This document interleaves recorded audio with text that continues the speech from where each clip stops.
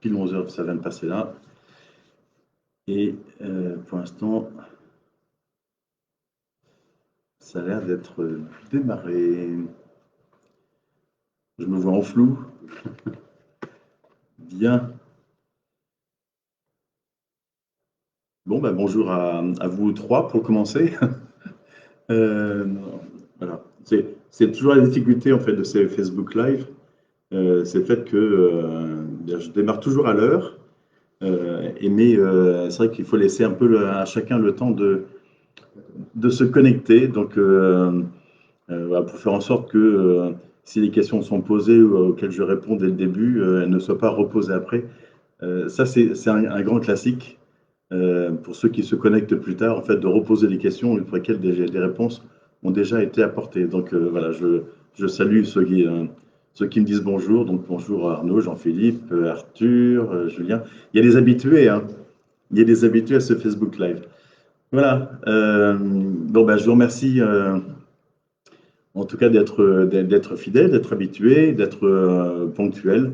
Alors comme d'habitude, en fait, je prépare un peu ce Facebook Live. Vous voyez, j'ai tout un tas de feuilles pour essayer de parcourir les sujets qui me paraissent les sujets importants à évoquer entre nous hein, dans ces périodes un peu complexes. Il y a des sujets, des messages à faire passer, des choses comme ça. Donc, je pense que j'allais dire, c'est important de pouvoir avoir quelque chose d'un peu près. Et évidemment, j'ai intégré les questions qui ont déjà été posées en avance de phase, en fait, lorsque certains d'entre vous ont réagi et ont déjà posé la question depuis 3-4 jours, lorsque l'annonce a été faite. Et puis j'ai à côté de moi Vincent Guillon, que je vais montrer. Voilà. Bonjour. Vincent Guillon, qui est donc maire adjoint donc, en charge de la communication et de l'événementiel et des élections. Et donc, je pense il me relaiera les questions que vous pourrez poser si je ne les vois pas. Moi, sur mon écran, c'est difficile de tout faire à la fois. Évidemment, donc là, on est une cinquantaine, c'est bien, on va pouvoir démarrer. Évidemment, nous sommes dans une période encore de transition. Hein, à peu près à chaque fois que je fais un Facebook Live, il y a des annonces importantes à faire sur le plan de cette ambiance globale liée au confinement ou en tout cas à la pandémie et au Covid-19. Je vais vous donner quelques chiffres, en fait, non pas sur Viroflay, mais sur le département des Yvelines, parce que sur Viroflay, je ne les ai pas avec moi. Sur les Yvelines, en fait, on a une vraie amélioration hein, liée à ce confinement qui est un peu particulier, mais c'est un confinement quand même. Le taux d'incidence, vous savez, le nombre de cas pour 100 000 habitants, il est cette semaine de 125 sur 100 000 habitants dans les Yvelines, alors que vendredi dernier, il était de 207. Il y a une semaine, il a pratiquement été divisé par deux en l'espace d'une semaine. Et le taux de positivité, c'est-à-dire le taux de personnes déclarées positives par rapport aux tests qui sont faits, ce taux de positivité dans les Yvelines est descendu à 13,50% contre 17 et un peu plus de 17 la semaine passée. Et sur l'incidence, le taux d'incidence sur les plus de 65 ans, il est de 174, donc vous voyez un peu plus élevé que celui pour la masse de l'ensemble de la population, mais 174 contre 242 la semaine dernière. Donc là aussi, cela descend de façon importante. Et un point aussi à signaler, c'est le taux d'occupation des lits de soins critiques en fait en réa. Il est de 74% actuellement contre 78 la semaine dernière. Voilà pour ces éléments. Donc j'allais dire que ces chiffres sont aussi le résultat de la bonne application en fait par l'ensemble des Yvelinois et j'imagine par vous aussi en fait des règles qui ont été définies, fixées et puis surtout les règles de bon sens. Hein, je m'use un peu à le dire en fait la question du bon sens, mais voilà, tout cela contribue à faire en sorte de limiter la propagation de ce virus en attendant des jours meilleurs, voire le ou les vaccins. Voilà, attendons un petit peu que les choses se fassent. Je ne maîtrise pas ce sujet-là, donc je ne m'y aventurerai pas. Donc vous avez certainement écouté Emmanuel Macron et Jean Castex cette semaine, entre mardi soir et l'un et jeudi matin pour l'autre. Et puis évidemment tous les médias sur ces 72 dernières heures. Et donc normalement, vous savez tout. Vous savez tout de façon globale pour le pays. Mais d'ailleurs, dans ce qu'on sait, moi, je déplore quand même un certain nombre d'incohérences en fait, dans les nouvelles décisions qui ont été prises. Comme la limitation des offices religieux à 30 personnes, par exemple, quelle que soit la taille du lieu de culte, ça, je trouve ça totalement absurde. Et je ne suis pas le seul, je pense, à trouver cela absurde. Et même des personnes qui ne sont pas forcément pratiquantes, qui comprennent bien que cela n'a pas de sens. L'autre point absurde aussi, c'est peut-être anecdotique, mais les vacances de Noël approchant, c'est la fermeture des stations, enfin, l'ouverture des stations de ski, mais sans que les remontées mécaniques en fait soient accessibles. Dans tout ça, je pense que cette fermeture jusqu'au 20 janvier, je crois, en fait, va avoir des répercussions extrêmement importantes sur tout ce secteur économique. Et évidemment, je pense aux collectivités locales concernées, hein, les mairies qui font de gros investissements et qui misent beaucoup là-dessus, les mairies, les commerçants, bien évidemment. Tout cela va coûter extrêmement cher à la nation. Alors que je pense que certaines solutions alternatives existaient. Je ne dis pas hein, que si j'avais été à la place de nos dirigeants, j'aurais fait mieux, évidemment, et je ne prétends pas l'être, en tout cas à leur place, mais je pense qu'il y a certains points en fait, d'incohérence où ils sont peut-être assez mal conseillés, ou en tout cas ils ne connaissent pas forcément le terrain. Je commence par un point sur les commerces parce que c'est quand même un point important. C'est aujourd'hui que les commerces sont censés pouvoir tous réouvrir, qu'ils soient essentiels ou non essentiels, ce qui est une appellation absolument terrible. Et donc, sauf les restaurants et les bars, eux, qui restent évidemment fermés. Quand je dis évidemment, bon, c'est qui restent fermés. Et bien sûr, nous partageons la joie de tous nos commerçants, en fait, libraires, coiffeurs, fleuristes, magasins de chaussures, esthétiques. En fait, je ne vais pas tous les citer, mais je pense qu'ils sont très heureux de pouvoir ouvrir, même s'il y a des conditions sanitaires particulières. Et évidemment, vous tous, en tant que citoyens, en tant que consommateurs, je vous incite bien sûr, à mettre en pratique les intentions qui qui sont apparues durant ces derniers mois, et les intentions de consommer mieux et localement. Donc, c'est le moment de tout mettre en pratique pour consommer local le plus possible local. Donc, ça, je vous invite à faire cela. Profitez-en pour faire vos achats de Noël, bien évidemment, dans vos magasins de proximité. Je félicite aussi tous les commerçants parce que durant cette période de confinement, cette nouvelle période de confinement, beaucoup de commerçants ont à nouveau fait preuve de créativité, d'inventivité pour essayer de proposer leurs produits et parfois ce n'était pas facile. Beaucoup de restaurants ont continué à faire de la vente à emporter de leurs produits. Je ne veux pas tous les citer, mais en fait, ils sont très nombreux à l'avoir fait. Et donc, je remercie également tous les Viroflésiens qui ont poursuivi leurs efforts. Je ne sais pas si ce sont des efforts, mais en tout cas poursuivi leurs achats de proximité et qui sont restés fidèles à nos commerçants. Donc, et poursuivez bien évidemment sur cette lancée. Les restaurants proposant de la vente à emporter, vous pouvez aussi utiliser la technique, l'option resto à la maison. Il y a le confinement, c'est restons à la maison, mais là, on peut faire du resto à la maison. Donc, n'hésitez surtout pas à le faire. De notre côté, nous avons poursuivi nos actions vis-à-vis des commerçants pour les soutenir, notamment sur leur montée en compétences sur le plan du numérique. Et donc, nous avons, je vais citer trois sujets sur lesquels nous travaillons. Nous avons créé un corner numérique, c'est un coin numérique, en fait, qui se situe au 191 Général Leclerc dans le service des affaires économiques. Donc là aussi, pour aider les commerçants à leur transition numérique, en fait, pour les aider à les former. Nous avons une convention d'accompagnement numérique que j'ai signée il y a 2 mois avec la Chambre des métiers des Yvelines, donc dans laquelle la ville met 20 000 euros pour former le maximum de commerçants à cette pratique, cette nouvelle pratique. Et puis nous avons aussi récemment adhéré à l'opération, qui est une opération de mise en visibilité des commerces qui s'appelle maplacedenoël.fr. Une dizaine de commerçants y ont souscrit, c'est gratuit. Et donc il y a davantage de lisibilité pour ces commerçants et de façon, j'allais dire, nationale. En fait, on ne va pas forcément aller chercher des clients à Tarbes ou à Strasbourg, mais en tout cas, vous pouvez y accéder aussi. Il y a une cinquantaine de communes des Yvelines qui y participent, donc maplacedenoël.fr. Et ça fonctionne jusqu'à fin décembre 2020.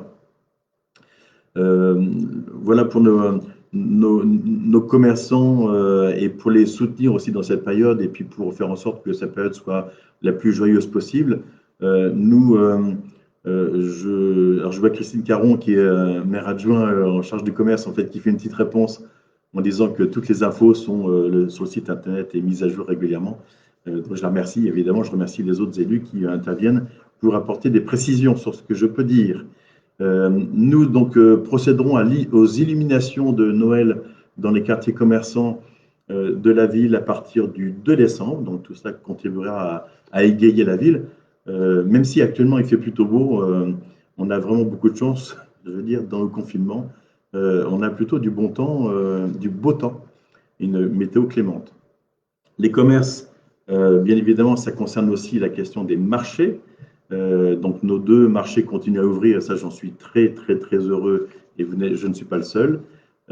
Évidemment, nous devons maîtriser les entrées dans les marchés, notamment et encore plus sur le marché couvert de Leclerc. Et donc nous continuons à filtrer les entrées sur les marchés. Et donc je vous remercie de votre patience dans la queue le samedi matin. Évidemment, il y a une queue un peu plus importante qui peut parfois remonter jusqu'à la caisse d'épargne, voire la boutique de Montsauffleur. Et ça peut prendre 10-15 minutes pour accéder au marché. Je vous demande bien évidemment de prendre votre mal en patience. Profitez-en pour discuter masqué, bien évidemment, avec vos voisins, même les personnes que vous ne connaissez pas dans la queue. Ça aide à passer le temps. Et puis, je peux vous indiquer que lorsque nous sommes dans le marché, en fait, il n'y a pas de queue pratiquement au niveau des étals, ce qui fait que le temps qu'on a pu perdre à l'extérieur, en fait, on le gagne à l'intérieur en évitant ce temps d'attente qui pouvait exister précédemment. Donc, voilà, globalement, je pense qu'on peut mettre à peu près le même temps pour faire ces courses. Et à propos des files d'attente, en fait, je voulais quand même vous dire aussi en fait, que lorsque les files d'attente sont longues, je ne parle pas forcément que des marchés, mais lorsque les files d'attente sont longues, longues en distance, en nombre de personnes qui attendent, et qu'elles débordent en fait par rapport au commerce qui génère ces files d'attente, je pense notamment aux boulangeries, je pense aux pharmacies par exemple, eh bien, soyez attentifs, organisez la file d'attente pour qu'elle ne gêne pas l'accès aux autres commerces, aux autres commerces voisins, des commerces pour lesquels il y a une file d'attente importante. Voilà, ça permettra de faire en sorte que les commerçants voisins puissent continuer à être de bonne humeur entre eux et avec vous. Voilà sur le commerce, évidemment, je pense que Christine Caron apportera des précisions si vous le souhaitez. On a toujours un grand maître marabout là, qui apparemment nous fait des propositions du portefeuille magique. Ça, c'est absolument incroyable qu'ils avaient s'infiltrer dans ce genre de choses. Voilà, sur les scolaires, les choses ne changent pas en fait pour les scolaires. Par contre, les activités, oui, en fait, ça ne change pas. Et je peux vous dire que la question du non-brassage, qui était la règle durant le confinement, a été vraiment plutôt bien respectée durant cette période, tant dans l'école que dans les activités périscolaires, en fait, le temps méridien ou le reste, pour faire en sorte que les niveaux de classe ne se mélangent pas dans les différentes écoles. Après, ce qui se passe à l'extérieur, évidemment, ça ne nous regarde plus. Les activités extrascolaires ont été annoncées comme pouvant être à nouveau autorisées à partir du 15 décembre. Et donc, je vous indique que les centres de loisirs pour les vacances de Noël seront donc bien ouverts. Les inscriptions sont en ligne et donc elles sont actives jusqu'au 6 décembre pour vous inscrire. On a besoin que vous inscriviez pour savoir combien d'animateurs nous devons recruter pour pouvoir couvrir et assurer la garde et l'occupation de vos enfants, une occupation intelligente de vos enfants durant cette période de vacances de Noël. Les accueils du matin restent toujours suspendus, hein, parce que là, pour le coup, nous ne pouvons pas garantir le non-brassage des élèves. Je continue à dire que les accueils des enfants scolarisés dans les écoles privées ne sont pas non plus possibles, également du fait de la question du non-brassage des différents enfants. Je descends un petit peu en âge, je passe au cocon des familles, où là, le cocon des familles, en fait, est à nouveau ouvert pour le relais assistant maternel et pour le lieu d'accueil enfants-parents. Et par contre, c'est un accueil sur inscription.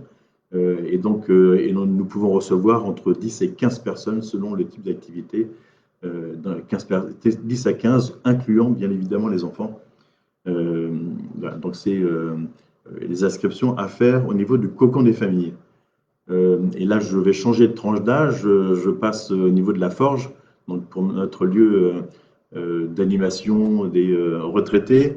La forge reste fermée, a priori jusqu'au 15 décembre. Nous verrons après s'il est possible de la rouvrir. Évidemment, en fait, beaucoup de choses vont se passer à partir du 15 décembre, semble-t-il. C'est une deuxième phase de déconfinement. Mais bien sûr, les vacances vont arriver. Donc, en fait, beaucoup de choses vont certainement reprendre de façon un peu plus normale à partir de janvier. Et j'ai cru entendre aussi le président disant que les choses elles devraient pouvoir se faire si les conditions sanitaires sont réunies à partir du 20 janvier, me semble-t-il. Sur le plan de la culture, Arcado, c'est de l'extrascolaire, donc en fait, on est bien dans cette logique pour l'instant de fermeture. Les activités extrascolaires ne sont autorisées à partir du 15 décembre que, je crois, pour les activités extérieures.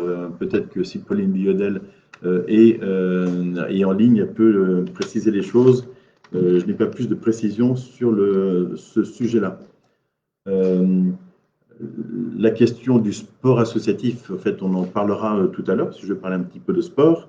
Donc, sport associatif et principalement avec le SMV en l'occurrence. Je parle un peu de culture. La culture, donc la bibliothèque rouvre. Donc, on avait mis en place un système de drive là, qui avait fonctionné une dizaine de jours, je crois, ou 15 jours. La bibliothèque rouvre, mais avec une jauge de 30 personnes à l'intérieur. Donc, bien sûr, soyez vigilants et ne restez pas trop longtemps dans la bibliothèque.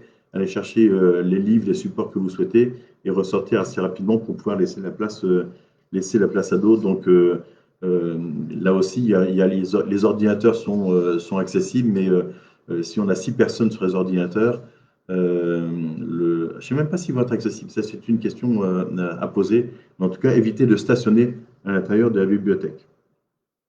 L'Écu de France devrait rouvrir également à partir du 15 décembre, lui, certainement. Et quand je parle de l'Écu de France, c'est d'abord en fait la galerie d'exposition. Je crois qu'il y a une exposition qui devrait arriver très prochainement, avant les vacances de Noël. Donc celle-ci pourrait être donc accessible. Et par contre, pour les cours qui se déroulent à l'intérieur de l'Écu de France, tout ce qui est cours d'art, de reliure, de peinture, de sculpture et les cours de langue en fait à l'intérieur.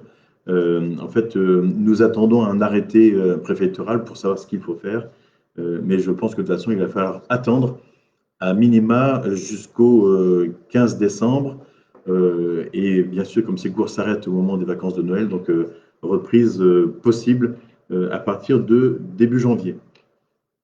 Quant au conservatoire, hein, je vous rappelle qu'il n'est pas du ressort de Viroflay, mais de Versailles-Grand Parc. Là, et contrairement à la réponse qu'a pu faire notre député à certains Viroflaysiens, en fait, le conservatoire ne rouvre pas actuellement. Il est tout à fait probable que la reprise des cours ne se fasse qu'à partir du 15 décembre en seraient exclus les cours de chant et de danse. Voilà, nous tenons cette information. Je tiens cette information de Jeanne-Marie Hermann, qui est donc notre maire adjoint en charge de la culture et qui a le lien direct avec Versailles Grand Parc. Si jamais les choses devaient changer, bien évidemment, l'information vous serait communiquée. Et je sais que le conservatoire reste en contact permanent avec les élèves et donc les informations devraient pouvoir être communiquées soit par la ville, soit directement par Versailles Grand Parc aux différents élèves. Sur le sport, le sport, donc, reprise à partir du 28 novembre de manière générale pour toutes les activités sportives de plein air, je les détaillerai tout à l'heure. Tous les sports individuels de plein air également sont possibles, et là, courir, faire de la marche nordique, par exemple, avant de faire le Facebook Live, mais dans la limite des 20 km de distance de rayon et dans la limite d'une durée de 3 heures. Les sports nautiques sont aussi possibles à Viroflay, c'est un petit peu plus compliqué. Le golf est aussi possible, il n'y en a pas très loin d'ici. Et le vélo aussi, mais là aussi dans la limite des 20 km et des 3 heures.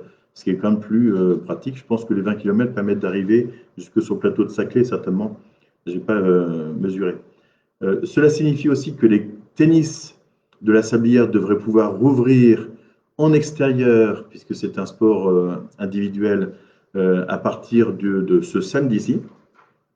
Donc pour du jeu libre et adulte et enfants en extérieur. Le stade des Bertizettes devrait aussi pouvoir rouvrir. Donc dès lundi, c'est les entraînements pour les mineurs qui devraient pouvoir rouvrir. Mais nous avons eu une information tout à fait officielle. C'est un tableau qu'on essaiera de mettre, qu'on trouve en fait du ministère. Vous ne le voyez pas bien, mais qu'on devrait mettre sur le site de la ville et sur Facebook, disant que les vestiaires restent fermés. Donc je le vois ici, je ne le vois pas. En fait, les vestiaires restent fermés jusqu'à nouvel ordre, parce que c'est un lieu clos, et donc il n'est pas possible d'y pénétrer. Le tir à l'arc est possible, c'est un sport individuel d'extérieur, et puis le skatepark aussi va rouvrir à partir, je crois, d'aujourd'hui. En fait, cet équipement rouvre. Et quant aux remontées mécaniques, en fait, sur la rive droite et la rive gauche, j'ai décidé de ne pas les rouvrir avant les fêtes. Et de toute façon, il n'y a pas de neige encore annoncée sur Viroflay. Voilà, donc à suivre, en fait, évidemment, pour les prochaines étapes, puisque le président de la République nous a annoncé que tous les jalons, toutes les étapes qui sont envisagées ne sont envisagées que sous contrainte d'une vraie amélioration de l'état sanitaire de notre pays. Je regarde. Quand sera-t-il possible de modifier le planning de l'espace famille? Je ne sais pas, je ne comprends pas la question. Mais bon, si c'est Greg qui l'a posé ça, plutôt qu'il ne l'est actuellement, qui connaît son planning exactement 7 jours à l'avance. Je ne sais pas, on essaie de vous faire une réponse en direct. Quand vous dites l'espace famille, c'est oui, non, je pense que l'espace famille, c'est le portail famille, je pense. Mais vous savez, en fait, on est un peu tous en fait dans l'expectative. On est dans l'attente toujours des annonces présidentielles, du Premier ministre, puis ensuite de la déclinaison par le préfet. Et donc, vous comprendrez qu'il n'est pas toujours très simple de pouvoir réagir avec suffisamment de délai. Voilà, nous en sommes conscients. On essaye bien sûr de vous prévenir le plus tôt possible. C'est ainsi, nous sommes tous logés à la même enseigne, me semble-t-il. Je vois, pour le tennis de table en compétition enfant, peut-on trouver une alternative à l'extérieur? Je ne sais pas, il faudrait sortir les tables, les rentrer. Ça veut dire qu'il faut rentrer dans le gymnase pour les sortir, les déplacer. Donc, bon, je ne peux pas vous dire, le tennis de table n'est théoriquement pas un sport d'extérieur, sauf Pour les tables, il y a une table d'extérieur qui existe dans le parc forestier Rive Gauche, à côté de la piste, qui a été installée il y a à peu près un an. Et le reste, en fait, je ne peux pas vous dire. Nous essaierons de voir ça avec l'USMV. Je charge notre conseillère municipale déléguée au sport, Paola Filikiewicz, de voir ce qu'il est possible de faire pour cela. Les autres conséquences de cette période complexe et sur lesquelles l'anticipation est un peu compliquée, j'ai décidé de ne pas tenir la cérémonie traditionnelle des vœux qui se déroule souvent aux alentours du 18-22 janvier. Voilà, c'est bien dommage, mais comme généralement nous recevons jusqu'à environ 700 personnes dans le gymnase Gaillon, vous comprendrez qu'il est difficile de maintenir ce rendez-vous que j'estime pourtant très important. C'est un rendez-vous où ça me permet aussi de faire un bilan sur l'année qui vient de s'écouler et de nous projeter sur l'année à venir. Et puis aussi, ça vous permet de vous rencontrer les uns les autres, ce qui est quelque chose d'important, de garder ce lien entre les uns les autres. Vous verrez d'ailleurs dans le prochain magazine sort cette semaine. Il sera distribué, je crois, entre lundi et mercredi. Et donc, vous verrez la thématique des vœux pour cette année, puisque je vous souhaite quand même une très bonne année. Je la souhaite très bonne, en tout cas pour tous. Et la thématique, c'est de pouvoir à nouveau se retrouver tous ensemble sur cette année 2020, que ce soit dans nos familles un peu élargies ou entre amis, ou dans les activités associatives. Je parle des activités associatives, mais là aussi, celle-ci, je reprends le tableau édité par le ministère, la vie associative à partir du 28, c'est une voie dématérialisée qui est recommandée, donc pour tout ce qui est assemblée générale, bureau, commission des associations. Et à partir du 15 décembre, les réunions également, assemblée générale, bureau et commission associative sont autorisées. Mais je ne pense pas que les activités proprement dites associatives, je pense notamment en fait au bridge, à ce genre d'activité, je ne pense pas qu'elles puissent être autorisées pour le moment. Oui, effectivement, Frédéric nous demande rendez-vous des vœux sur Facebook. Je suis en train de réfléchir à une solution de vœux un peu différente parce que j'ai envie quand même de vous souhaiter une bonne année au début de l'année prochaine. Donc, je ferai cet exercice différemment, évidemment, en distanciel, soit sur Facebook, soit par une vidéo. En fait, nous sommes en train d'y réfléchir justement avec aussi Vincent Guillon, le service communication et ma directrice de cabinet. Mais ne vous inquiétez pas, je formulerai mes vœux en espérant qu'ils puissent évidemment être exaucés. J'en étais donc la cérémonie des vœux. Ce qui ne se tiendra pas non plus, alors que ça se tenait généralement 2 jours avant, qui était le samedi avant les vœux, c'était la fête des seniors qui se déroulait aussi au gymnase Gaillon. Celle-ci ne pourra pas se tenir, vous comprendrez bien pourquoi. Mais pour les plus de 65 ans, à qui cette fête était adressée, nous allons là aussi essayer de trouver quelque chose de différent et nous proposons donc sur inscription, ce sera marqué dans le magazine, nous proposons qu'ils s'inscrivent pour que nous venions leur apporter un petit cadeau, non pas un panier, vous savez comme certaines villes le font avec du foie gras, du machin, mais un petit cadeau, je ne dis pas ce que c'est, pour venir égayer la période et puis souhaiter nos vœux de façon un peu plus directe. Donc c'est le magazine vous donnera les informations et les informations seront aussi directement données par la Forge. La Compagnie du Bonheur, non, c'est pas du cadre sportif, c'est de l'associatif.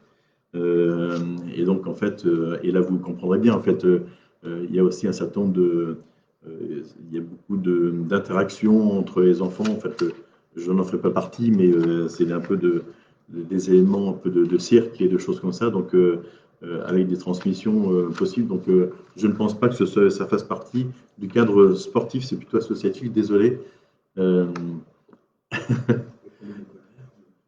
J'en parlais tout à l'heure, des questions de collège, je vais en parler tout à l'heure. J'ai prévu de vous en parler, ne vous inquiétez pas, Célia. je le ferai. À quelqu'un pose une question, là je la vois, là, mais je vais y répondre tout de suite. Elisabeth Sou, qui dit pourquoi retirer les feuilles mortes de la forêt avec les souffleries près de la rue Joseph Bertrand, rue du 8 mai 45. En fait, il se trouve que nous avons en gestion par l'ONF deux parcs forestiers, le parc forestier rive gauche dit la piste et le parc forestier rive droite. Et donc nous faisons un minimum d'entretien. Nous soufflons pas les feuilles, nous ne les ramassons pas, mais nous faisons en sorte que les chemins d'accès et à l'intérieur de ces parcs forestiers soient un peu dégagés pour éviter de se tordre la cheville sur des pierres ou des morceaux de bois qui seraient cachés sous les feuilles, voilà, pour essayer de sécuriser un petit peu. C'est pour ça que vous pouvez parfois entendre des souffleuses. C'est le matériel le plus pratique pour faire ce travail d'entretien minimal dans les parcs forestiers. Le collège, j'en parlais tout à l'heure. Les EHPAD, les visites sont maintenues, mais avec là aussi en fait des contraintes sanitaires fortes. Il n'y a pas de cas de Covid identifié dans les EHPAD de Viroflay. Enfin, il n'y en avait pas il y a encore une semaine. Je n'ai pas eu l'information pour cette semaine. Mais ni dans le personnel, ni dans les résidents. Donc les visites sont toujours possibles, mais en nombre limité de personnes et par semaine, et évidemment en prenant toutes les précautions pour éviter de propager le virus si vous pouviez l'avoir, enfin, en être porteur. Voilà pour ces différentes questions, en fait, en grande partie liées à cette période de pandémie. Je passe à d'autres types de sujets parce que il y a des sujets importants sur des choses qui se passent dans la ville ou qui vont se passer. Donc, j'attire votre attention dessus. Hein. Le magazine, là aussi, il revient de façon régulière. Donc, lisez-le de façon attentive. Nous sommes actuellement, et depuis le début novembre, en cours d'enquête publique sur une modification du plan local d'urbanisme, ce qu'on appelle le PLU. Cette modification avait été annoncée dans le magazine qui était sorti début octobre. Il y avait un article dessus, c'était annoncé sur les panneaux administratifs, dans la presse, sur les réseaux sociaux, sur le site de la ville.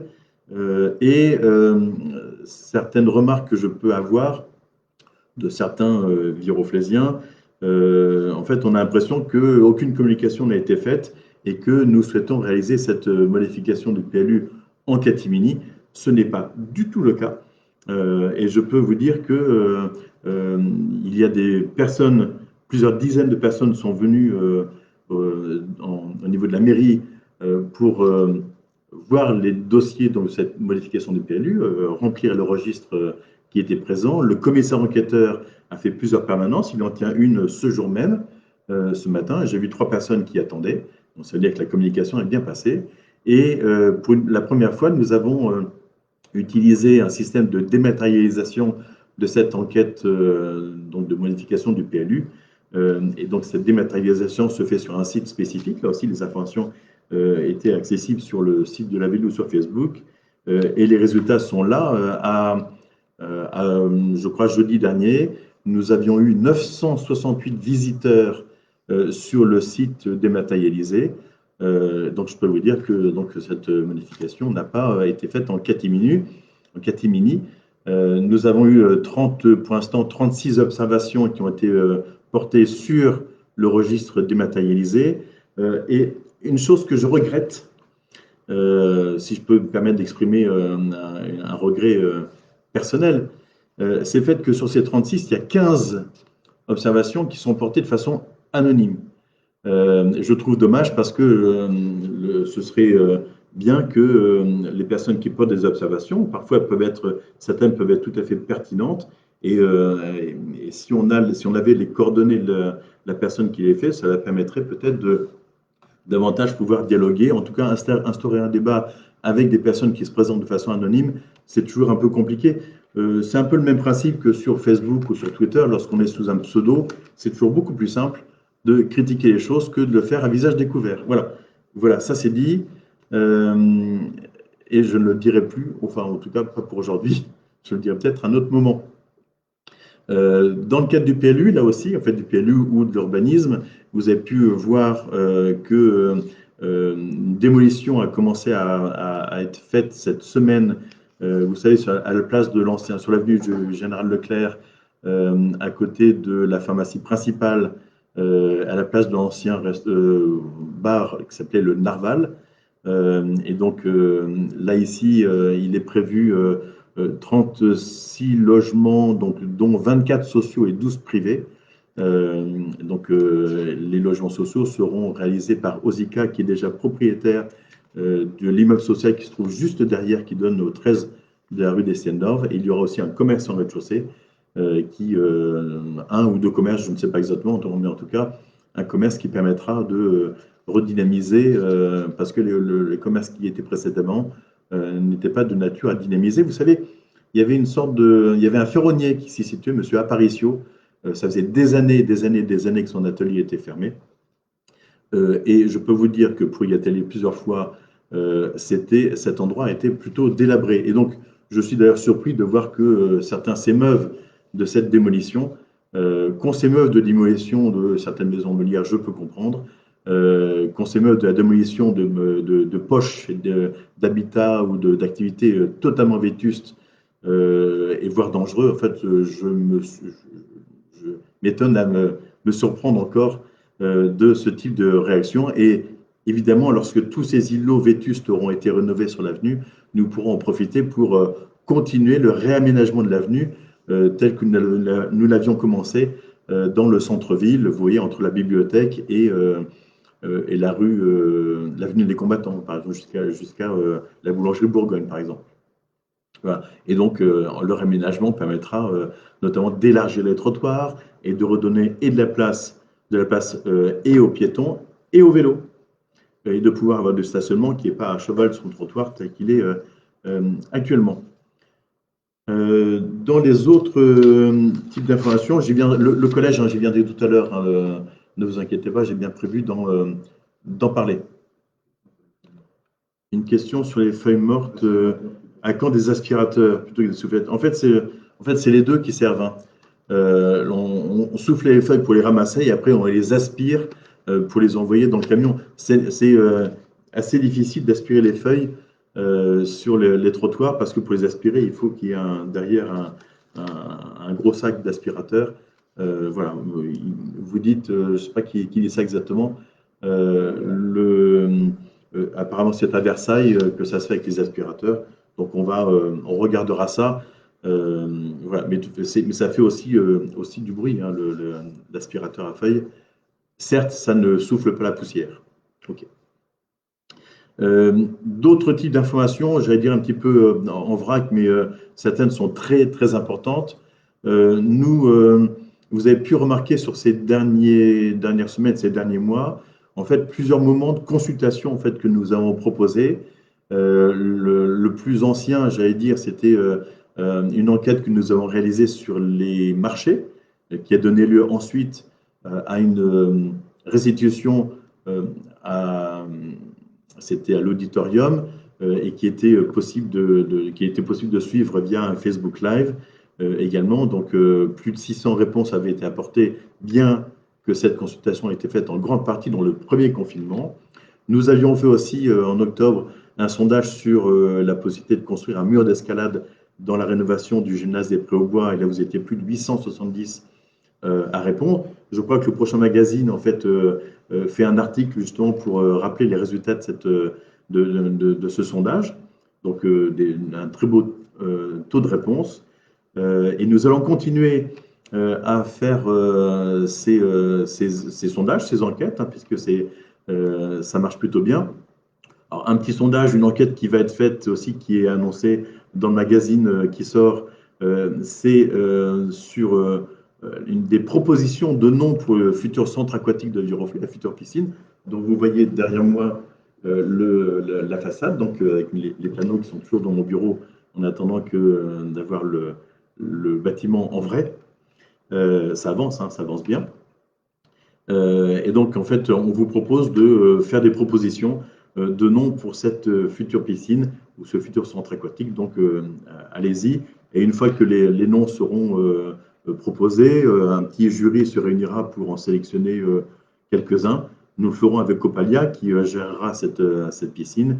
Et ensuite, nous proposerons à nouveau en fait, un certain nombre de noms pour que vous puissiez voter début janvier, je crois, sur les noms qui vous paraissent les plus pertinents. Et après, c'est celui qui aura remporté le plus de suffrages qui sera attribué à ce nouvel équipement très attendu par les Viroflésiens, et pas que.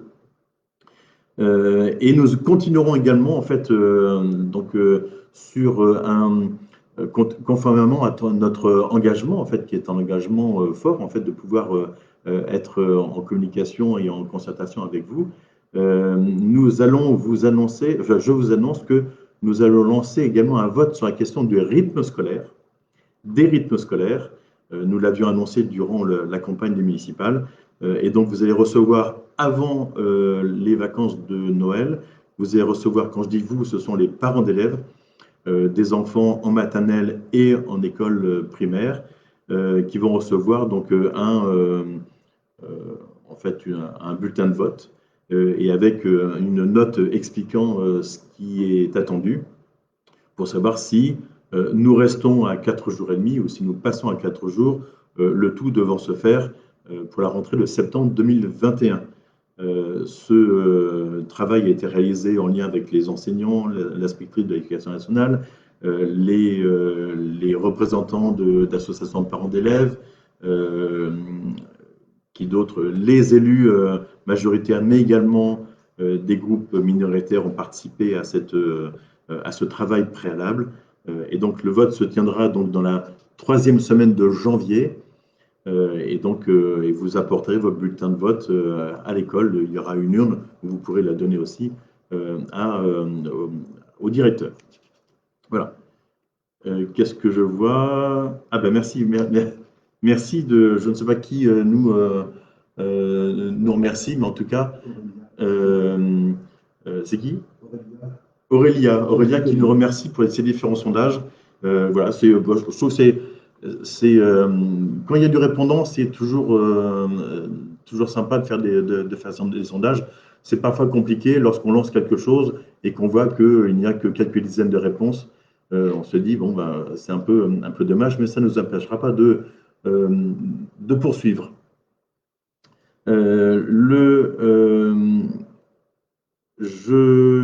Oui, si. Dans les autres consultations, on fait des choses un peu particulières. C'est le fait que l'INSEE lance en début de chaque année une forme de consultation qui s'appelle le recensement. Chaque année, l'INSEE recense 8% de la population du Viroflay, comme des autres villes. Et cette année, il était prévu une campagne de recensement en janvier, mais il a été annoncé il y a 2 jours que cette campagne 2021 serait annulée et reportée en 2022. Donc, nous serons amenés à en reparler. Et tant que je parle de consultation, la plus importante des consultations, j'allais dire, ce sont les élections. Et en 2021 se dérouleront 2 élections a priori, dont le décalage a été, semble-t-il, acté donc de mars à juin prochain, qui sont les élections départementales, les élections régionales. Je suis un peu surpris que nous maintenions ces 2 élections au même moment, le même jour. Ça va être compliqué à gérer et je trouve qu'elles sont de nature différente. Je vous en reparlerai certainement ultérieurement. Voilà pour ces différentes consultations importantes. Pour la vie locale, notamment la Poste, vous avez été nombreux à manifester votre désapprobation sur la fermeture de la Poste pour travaux. Donc voilà, je ne suis pas responsable de la Poste, j'ai fait part de votre désapprobation et de la mienne également, de n'être prévenu que si tardivement. La Poste a rouvert, sans que j'en sois informé également, mais a rouvert donc le mercredi 18. J'ai dû aller à la pêche à l'information, parce que je savais que ça devait rouvrir aux alentours de mi-novembre, mais j'ai dû aller m'enquérir de cette réouverture moi-même, et donc c'est donc mercredi 18. J'ai vu que sur les réseaux sociaux, certains habitants se signalaient des difficultés dans la réception de courriers. Il y a eu des réponses en fait de certains disant que le courrier était distribué de façon naturelle et normale dans d'autres quartiers. Je n'ai pas plus d'informations que ça. Je ne crois pas qu'il y ait de difficultés au niveau du centre de tri du courrier de la Poste, qui n'est pas à la Poste de Viroflay. Je vous rappelle, il est à Porchefontaine. Je n'ai pas de réponse sur le sujet.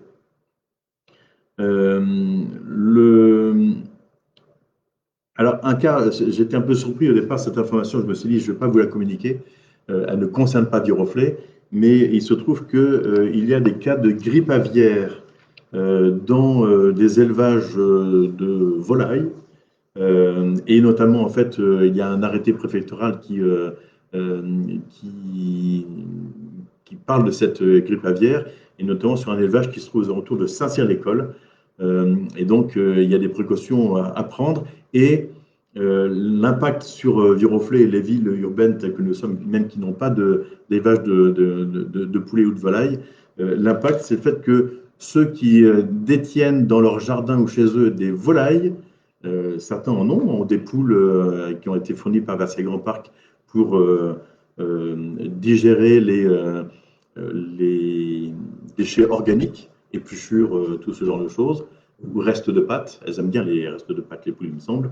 En fait, il faut que vous déclariez vos volailles, vos gallinacés.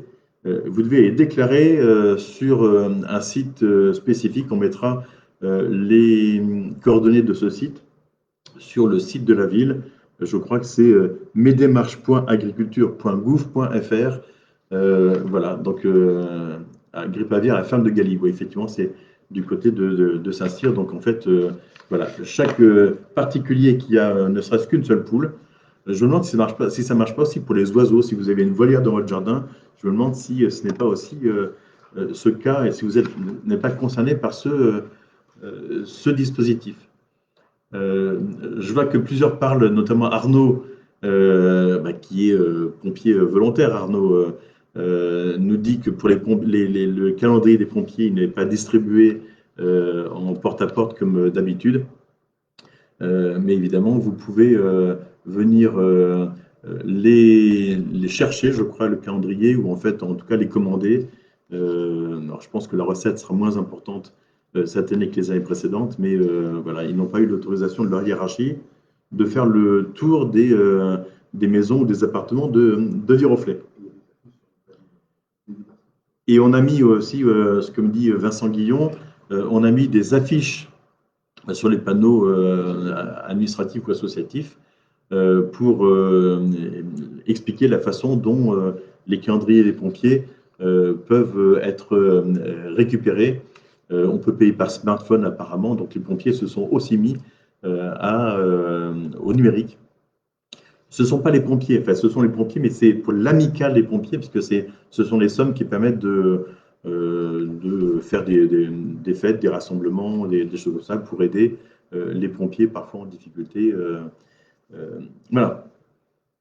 Une chose aussi importante, puisque nous arrivons à la fin de la période de ramassage des déchets végétaux, le dernier ramassage se fera, je crois, donc c'est la semaine, pas la semaine à venir, mais la semaine prochaine, les 7 et 8 décembre, donc le 7 pour rive gauche et le 8 pour rive droite. Donc si vous avez la chance de disposer d'un jardin, profitez aussi du beau temps de ce week-end pour faire le dernier jardinage, remplir vos bacs ou les sacs en papier, et donc pour pouvoir mettre ensuite vos déchets végétaux au plus tard le 7 et le 8. Surtout le 7 et le 8 en fait. Et éviter de le mettre à d'autres moments, hein, parce que là aussi, ces déchets végétaux ne seraient pas ramassés. Il y aura un moment une session de rattrapage qui sera faite le 11 janvier. Si vous avez oublié des végétaux, vous pourrez le faire là. Et surtout, le 11 janvier est prévu pour ramasser les sapins de Noël. Les sapins seront ramassés une semaine plus tard cette année que l'année dernière. L'année dernière, c'était un peu tôt. Après les vacances, c'était un peu dommage. Donc, ce sera ramassé le 11 janvier. Et là aussi, en fait, respectez bien ce moment-là. Ne mettez pas votre sapin une semaine plus tard parce que là aussi, ce serait vraiment dommage. Nous allons écrire à toutes les résidences, en fait, de bien faire attention et de mettre l'information dans les halls d'entrée des immeubles pour bien faire en sorte que chacun puisse respecter cette date du 11 janvier. Je regarde l'heure en même temps, il est 11h50. Très bien. Sandrine qui parle des nids de frelons. En fait, les nids de frelons, les pompiers ne s'en occupent plus depuis des années. En fait, ne s'occupent plus des nids de frelons, des nids de guêpes, des nids d'abeilles. En fait, il faut faire appel à des entreprises spécialisées. Je crois qu'il doit y avoir une liste sur le site de la ville, une liste des entreprises qui se chargent de ce type de travail. Et donc, si c'est sur la voie publique, signalez-le et donc nous ferons le nécessaire. Si c'est dans une propriété privée, un jardin d'un particulier ou une résidence, eh bien c'est au propriétaire de se charger de l'élimination. Faites-le très vite parce que notamment les frelons asiatiques, c'est vraiment une plaie et ils peuvent être dangereux. Donc ils sont très reconnaissables, ça forme une sorte de grosse boule un peu brune, beige. Voilà, donc toutes les informations sont disponibles sur le site de la ville. Je vais parler un petit peu de sécurité également, donc j'en reviendrai un petit peu au collège. De sécurité, pour vous faire une annonce importante.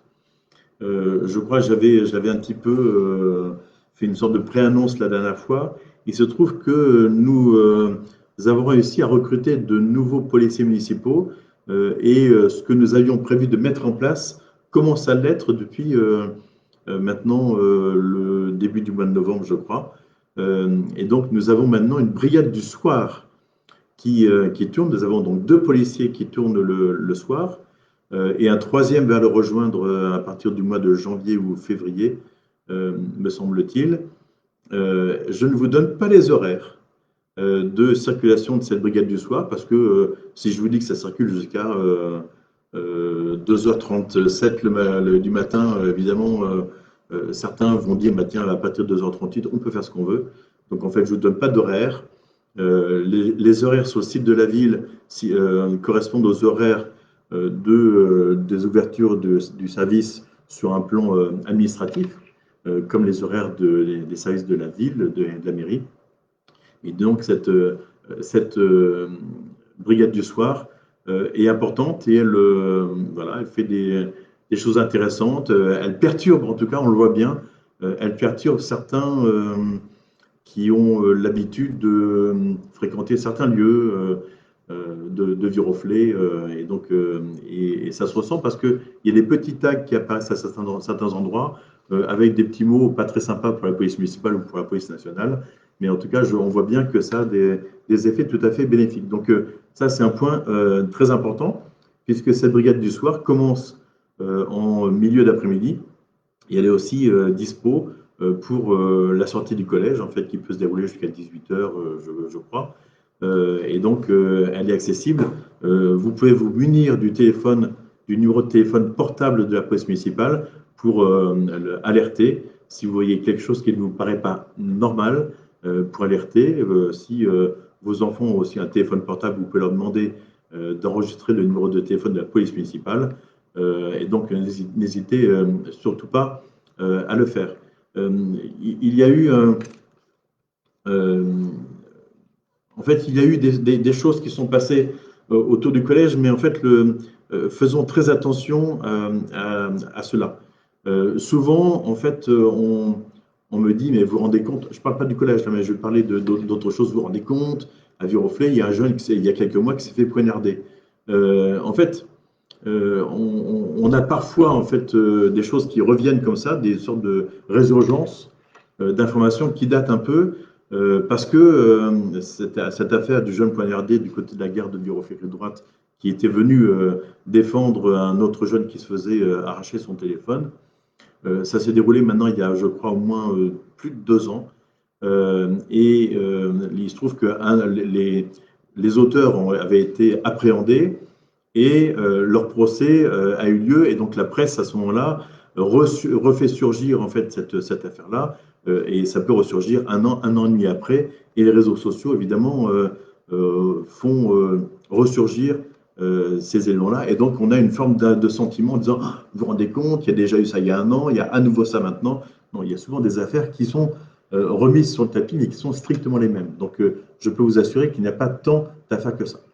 Sur la question du collège et des jeunes, en fait, plusieurs jeunes ont, semble-t-il, indiqué qu'ils avaient fait l'objet donc de menaces, d'être suivis dans Viroflay, ce genre de choses, et donc qui étaient inquiets, et les parents étaient inquiets, ce que je comprends également. Là, en l'occurrence, en fait, lorsqu'il y a des faits comme ça qui se produisent, n'hésitez pas à venir nous en parler à la police municipale et faites-le le plus vite possible. J'ai l'exemple en fait de quelqu'un qui avait été vu en train de prendre des photos à partir de la centre du gymnase vers la cour d'école du collège. En l'occurrence, les surveillants dans la cour du collège l'ont vu et sont allés le voir pour lui demander d'effacer ces photos, mais n'ont pas prévenu immédiatement la police municipale, ce qui fait que la personne a disparu et donc nous n'avons pas pu la retrouver. Nous ne savons pas pourquoi cette personne prenait des photos. Donc ça fait partie de ces petits faits qui sont des faits qui contribuent à mettre une sorte de climat un peu particulier autour du collège. Donc je vous le redis, si votre enfant se sent en insécurité, déjà une chose qu'il peut faire, c'est rentrer chez lui à 2 ou 3 en fait en groupe, ça contribue quand même à davantage sécuriser. Et puis je vais vous dire quelque chose dans l'autre sens. Beaucoup d'enfants du collège utilisent des patinettes. Et je sais que de nombreuses personnes dans Viroflay me disent se sentir en insécurité elles-mêmes du fait de l'utilisation des patinettes par un certain nombre de jeunes de Viroflay sur les trottoirs, dans les rues qui descendent notamment. Et il peut y avoir parfois des personnes qui en fait réagissent de façon un peu virulente vis-à-vis des jeunes en question, les engueulent, les insultent ou je ne sais quoi. Et donc le jeune peut se sentir en fait en insécurité, mais en fait ça peut provenir de lui. Donc vous voyez, il y a deux éléments, donc arrivons à faire la part des choses. Dites bien à vos enfants qu'ils ne génèrent pas d'insécurité eux-mêmes, de façon involontaire. Hein. Dites bien à vos enfants que s'ils se sentent en insécurité, qu'ils puissent aussi le dire très très vite pour que nous puissions, nous à la fois, envoyer une équipe de la police municipale, mais également ensuite consulter les caméras de vidéosurveillance, les consulter soit en direct, soit en différé si on a l'information un peu plus tard, pour pouvoir mener les enquêtes nécessaires pour essayer d'identifier les jeunes. Nous avons des caméras, nous avons positionné une caméra de vidéoprotection en face de la sortie du collège, donc pour essayer de résoudre aussi des problèmes que nous avions eus il y a à peu près 2 ans avec des élèves indésirables qui étaient plusieurs fois déscolarisés, qui étaient arrivés au collège de Viroflay sans que nous le sachions réellement. La police du soir, pour l'instant, n'est pas armée, mais elle le sera. En fait, dès que cela sera possible, en fait, il y a des agréments à avoir, il y a un certain nombre de choses, mais elle sera armée parce que le soir, c'est quand même plus compliqué. On peut faire plus de mauvaises rencontres en soirée que en journée. Je ne vais pas aborder plus que ça, Florence Floch, je ne vais pas aborder plus que ça les questions d'insécurité dans le quartier Verdun. Je l'ai évoqué à demi-mot tout à l'heure. En fait, c'est une insécurité qui est surtout liée à quelques jeunes qui fréquentent le quartier, qu'on connaît très bien, et qui sont justement actuellement très dérangés par le fait que notre police municipale est vigilante et va faire des tours là-dedans. Elle procède régulièrement à des contrôles d'attestation, elle en profite pour faire cela, mais également elle fait aussi des palpations de sécurité pour voir si les gens en question n'ont rien sur eux qui puisse être répréhensible ou de la drogue ou ce genre de choses. Donc nous le faisons et la police nationale contribue avec les effectifs limités dont elle peut disposer. Et donc il y a un certain nombre de cas où des personnes se font effectivement appréhender ou en tout cas sont prises pour être mises à l'abri, enfin quand je dis à l'abri, mise au cachot pendant 48 heures, soit pour dégriser, en fait, soit pour que l'enquête puisse se poursuivre. Dans Verdun, il y a aussi un sujet, c'est le fait qu'il y a un endroit d'hébergement qui était un ancien hôtel, dans lesquelles des personnes en fait, d'origine très modeste qui ont des difficultés, en fait, des problèmes de santé mentale, peuvent être logées, et ce qui crée aussi une sorte d'ambiance qui n'est pas forcément très agréable lorsqu'on est abordé par ces personnes, mais souvent ces personnes ne sont pas dangereuses, peuvent faire un peu peur, inquiéter, mais elles ne sont pas dangereuses, en fait, elles font un peu la manche. Voilà, mais donc, je dis que ces personnes, elles ne sont pas très nombreuses, mais là aussi, en fait, n'hésitez pas, la police municipale, elle peut être assez mobile et venir assez rapidement. Ah oui. Euh, Vincent me fait passer un petit mot marqué il est midi. J'ai encore quelques petits messages à vous faire passer. La police municipale de Vélizy vient-elle toujours à Viroflay? Si c'est nécessaire, en fait, on peut faire appel à la police municipale de Vélizy en renfort si jamais nos policiers municipaux de Viroflay ne sont pas, ont besoin de ce type de renfort et ne se sentent pas assez nombreux pour agir. Ça a été fait, je crois, en fait, en début d'année, mais maintenant, en fait, nous avons commencé à avoir des effectifs bien formés et en nombre suffisant. Les autres types d'informations que je voulais vous apporter, c'est j'ai aussi vu que certains d'entre vous, en fait, ou des viroflésiens, s'étaient émus sur la situation de certains SDF qui dormaient dans les halls d'immeubles, par exemple. Voilà, sachez que nous sommes au courant de la présence de SDF. C'est bien de les signaler aussi. Hein. Vous pouvez aussi appeler le 115, c'est un peu compliqué parce que le 115 est souvent surchargé. Mais notre police municipale, à partir du moment où un SDF nous est signalé, la police municipale cherche toujours à prendre contact avec eux pour voir comment ils se portent, pour leur demander s'ils n'ont pas besoin d'aide. Les maraudes de la Croix-Rouge aussi, je crois, continuent à fonctionner pour essayer de faire le tour de tous les SDF connus. Nous avons des lieux dans Viroflay dans lesquels nous savons les identifier. Hein, et donc, la plupart du temps, je peux vous le dire, j'en ai été témoin, les SDF affirment qu'ils n'ont pas besoin d'aide et qui ne souhaitent pas aller en centre d'hébergement d'urgence parce qu'ils se sentent plus en sécurité à l'extérieur que dans un centre avec des dizaines de SDF dans lesquels ces centres, en fait, c'est parfois un peu compliqué de veiller sur ses propres affaires. Voilà, donc là, notre police est tout à fait attentive et je peux aussi vous indiquer que nous travaillons bien avec les associations qui travaillent dans le domaine des SDF, qui les accueillent. Je pense notamment à l'AEV, hein, mais pas que.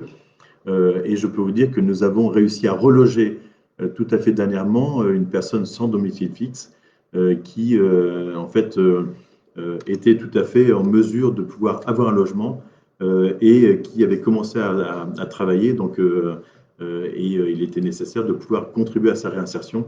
Et donc là, dans les nouveaux logements qui viennent d'être construits, cette personne va avoir un logement dans je vais dire, dans les jours qui viennent.